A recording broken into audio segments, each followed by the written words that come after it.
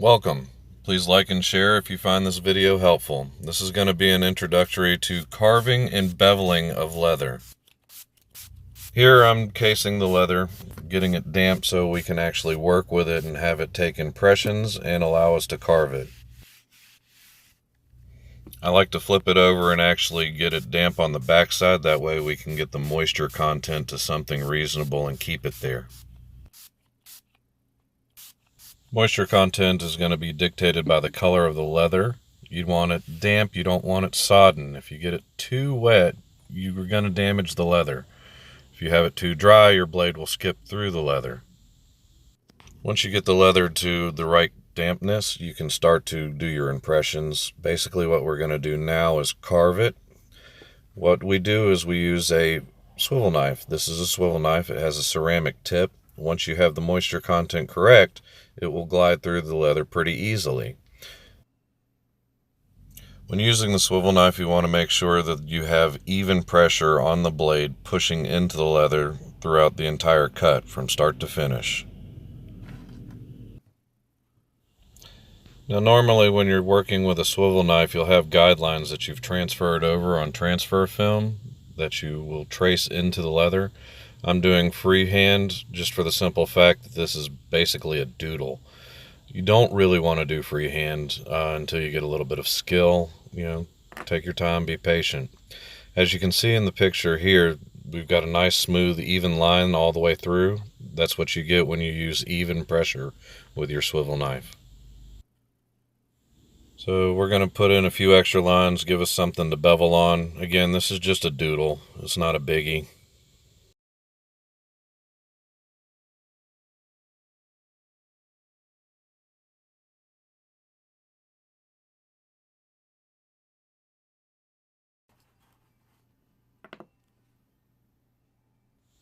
Alright, so we've got some lines cut into the leather, just random pattern. Keep them nice and smooth. Flowy is always good. Alright, so we've got light color showing up on the edges of the leather. This is when you want to start checking your moisture to make sure that you've got the right dampness to work with it. I don't, so I'm going to take a little spray bottle and just, spray around those areas. You don't want to do the whole piece for the simple fact that you'll get it too wet. Alright, so at this point what we're going to do is we're going to start beveling. The beveling tool that I'm picking up here is going to be a smooth bevel. If you look at the front of it, it's very smooth. I like to use that on pieces that I'm going to push towards the foreground so it doesn't have a texture on it. Each tool is going to have a number on it which helps you tell what it is, so if you go to purchase it in the future, it's good to know that number. This is a craft tool. If you can't see the number, you can take a Sharpie, run it over the number area, and then wipe it off with your finger, and it'll give you a better idea of what you're looking at. Give you a little bit of contrast. It's just an old cheat.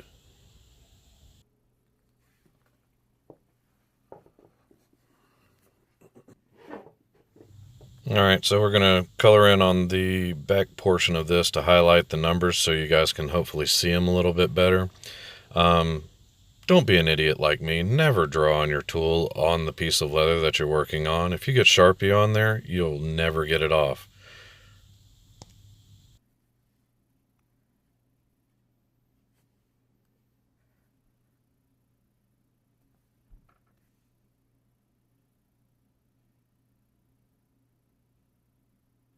Another bad habit to get into is setting your tool directly on the granite. You never want to put the face of the tool in contact with the granite for the simple fact that it's going to be a lot softer than the granite itself, so you can damage the face of the tool.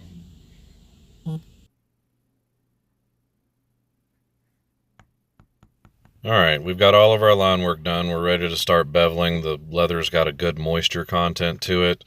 When you're beveling, go over it lightly at first to start establishing a line. That'll give you a little ridge that you can follow. Take your time.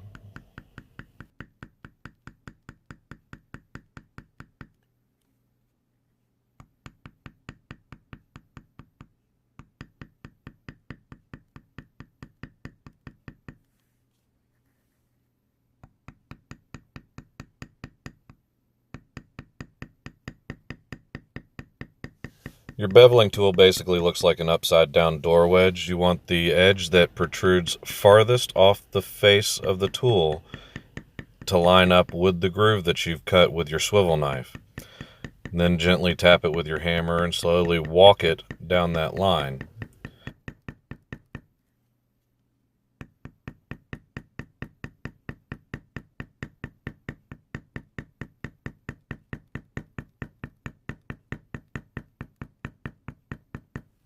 Alright, we've got our first bevel line done. This is with the smooth-faced beveler. This is going to be what I consider the foreground in my tooling. If you look closely, you can see how you start to get dimension and contrast between the two different areas. We've done what's called a single bevel, so we've only knocked down one side of the line. On this one, I'm going to move to the other line and bevel towards what I just beveled, so it starts giving your leather a rounded contour.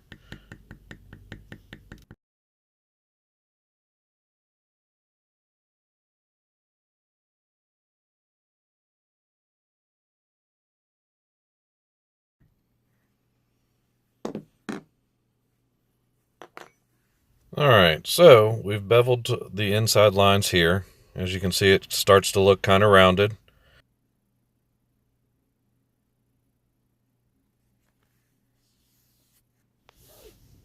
Alright, this next tool is going to be another beveler. It's going to be a little bit larger one because these lines are very soft. You know, there's not a lot of curves to them. If you get in tighter areas, you'll want to use a smaller face on your craft tool. This one has a nice light crosshatch pattern on it, so it's very subtle. Most people won't notice it, but you know, if you're going to be artsy fartsy, do it right.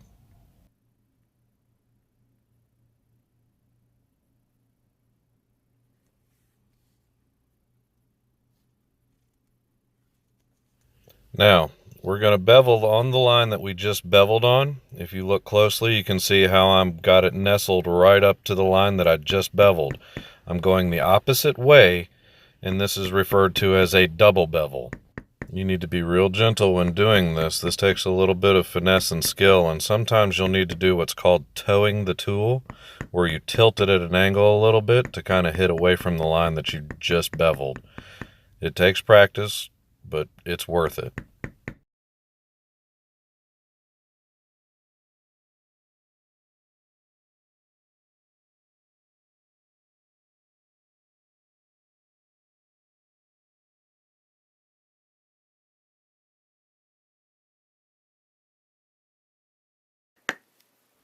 Alright, so our double bevel is done. It gives you a nice smooth transition and starts forcing that other area down so it looks like it's actually farther back than the original bevel line that we did.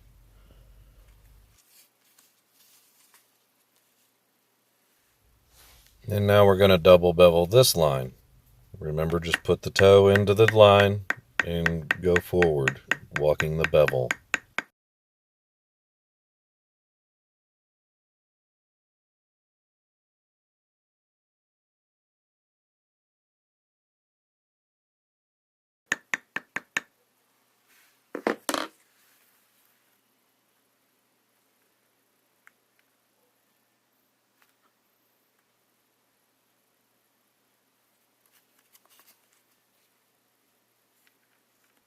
As you can see, we start getting a three-dimensional effect on something that started out as a one-dimensional item. It's fun. I'm just going to go through and clean up some of my bevel lines here, you know, just so they're nice and smooth.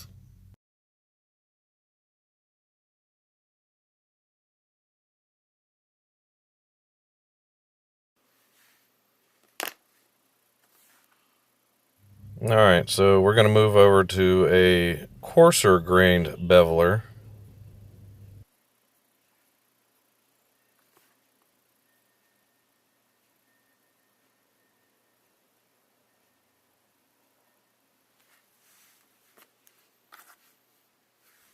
At this point, I'm going to go through and double bevel the rest of the lines.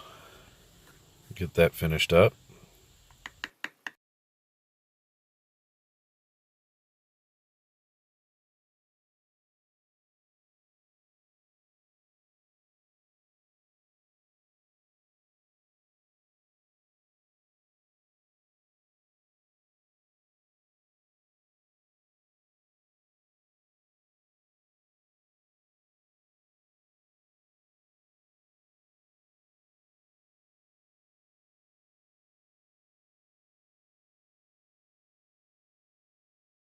and starting the double bevel again.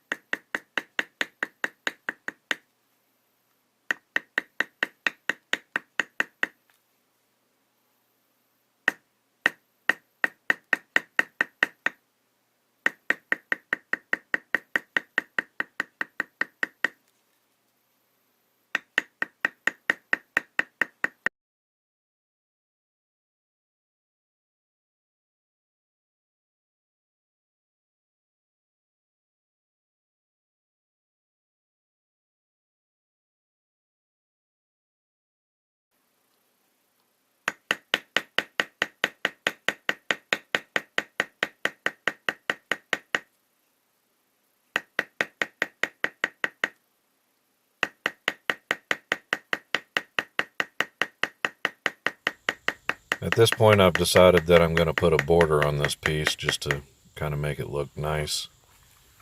So you'll see me skip this corner.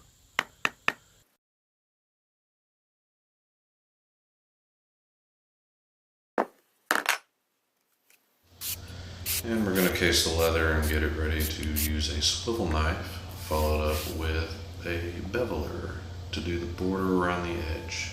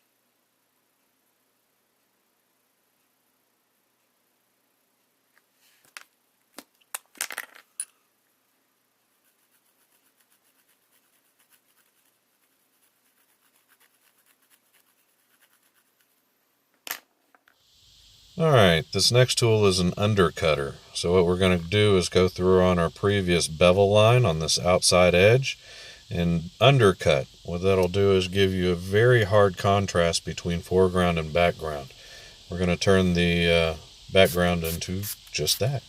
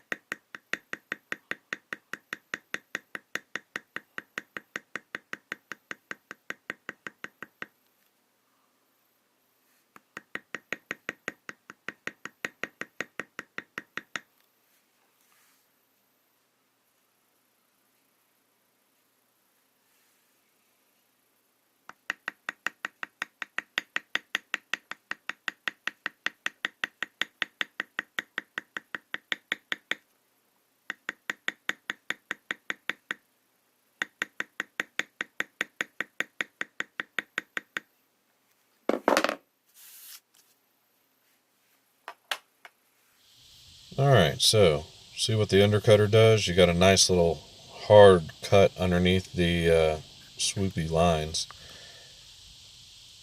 Gives you a nice depth contrast.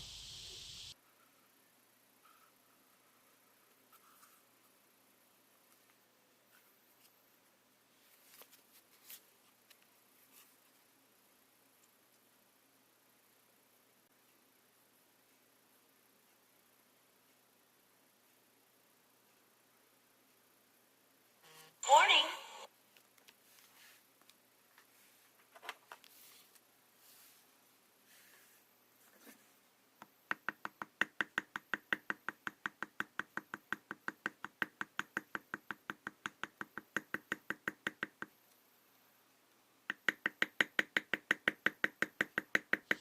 Well, I appreciate you taking the time to watch this. I hope this was informative in some way, shape, form, or fashion.